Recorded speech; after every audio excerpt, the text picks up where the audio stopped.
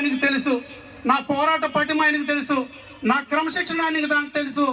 ఆయన ప్రతి అంశంలో నాకు సపోర్ట్ చేస్తున్నప్పటికీ నా వర్గంలో అంటే రాష్ట్రం అంతా కూడా ఎలాగే ఉండొచ్చేమో నాకు తెలియదు. కానీ ఈ గోపాలపురం నియోజకవర్గంలో చాలా సందర్భాల్లో నేను చూసింది ఏంటంటే యవ్వనస్తులు దారి తప్పి కనిపించడం నేను చూశాను.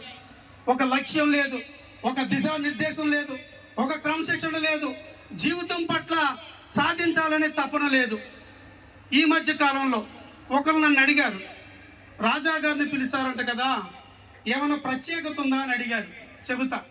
ఆ వారిని పిలవడం వెనకాల కూడా ఒక కారణం ఉంది.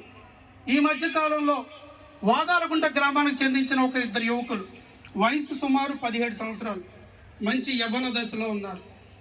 ఆ కుటుంబానికి కాయా కష్టం చేసి ఆ కుటుంబాన్ని ఆదుకోవలసిన ఆ వ్యక్తి చెడు అలవాటు పడ్డాడో లేదంటే క్రమశిక్షణ లేని జీవితానికి అలవాటు పడ్డాడో తెలియదు. కానీ మనకి ఇటు పక్కన మీరు వెనక చూస్తే 62 కిలోమీటర్ల నేషనల్ హైవే ఉంటుంది.